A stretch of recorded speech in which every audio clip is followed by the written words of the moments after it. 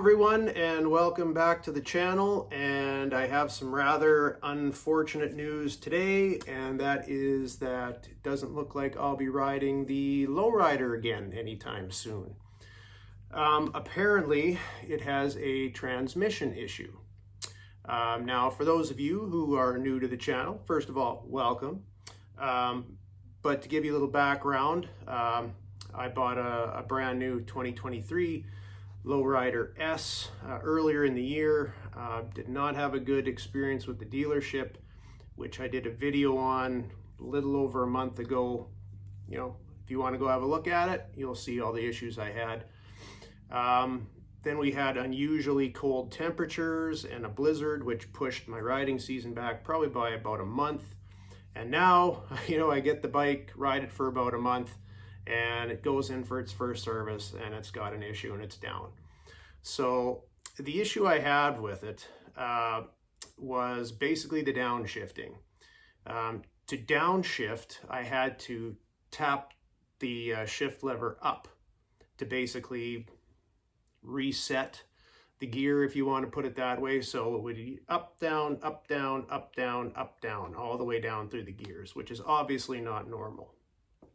So I let them know the issue when it went in for its service, and I honestly thought it's probably just some small adjustment needs to be made, not a big deal. They're telling me it looks like it's internal. I'm not an expert on transmissions, so I can't say if that's actually the case or not. So I did a little research online, just thought, well, let's see if I can find anything out there. It seemed like there's issues with either binding on the shifter arm or possibly the selector fork for the gears inside.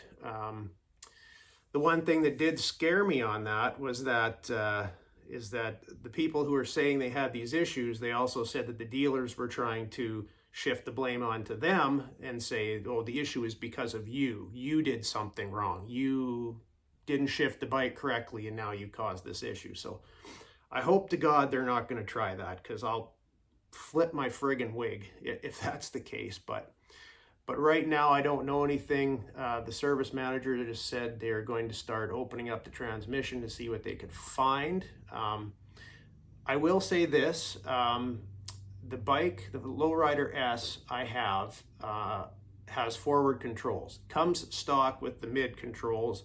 I had the dealership put on the forward controls because I do like them better. Which brings me to something else. Now, a lot of people will give me some heat in the comments about, you should learn to wrench on your own bikes. Now, if they're saying that, they've obviously not watched all my videos because they haven't saw everything I did to this bike. But there's a reason why I don't always wrench on my own bikes. And that is because of issues like this.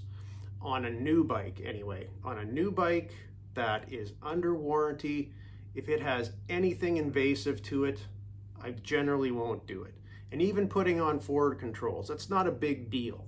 And I probably could have saved myself a couple $100 in labor costs doing it myself. But it's for reasons like this that I get the dealership to do the work, because now it doesn't come on to me.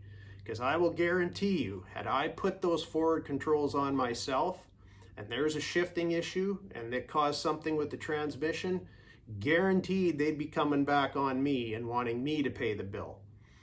So any chance, like Harley and dealerships, they're companies. And just like any other company, they're not going to want to pay a bill. So if they can get someone else to pay it, they will.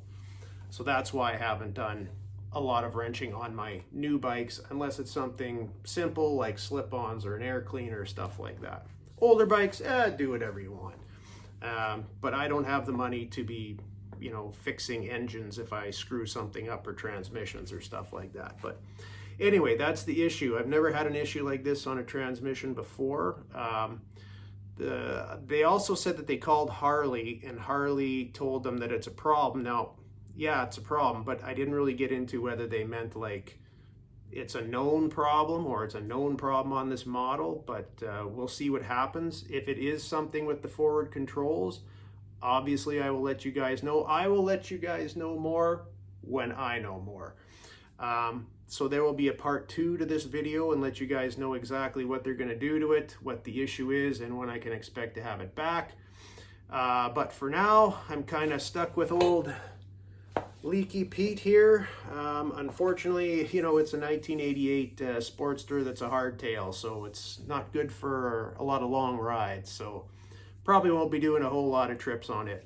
But anyway, until I know more, that's where we're at. So I'll catch you again in part 2. See you later.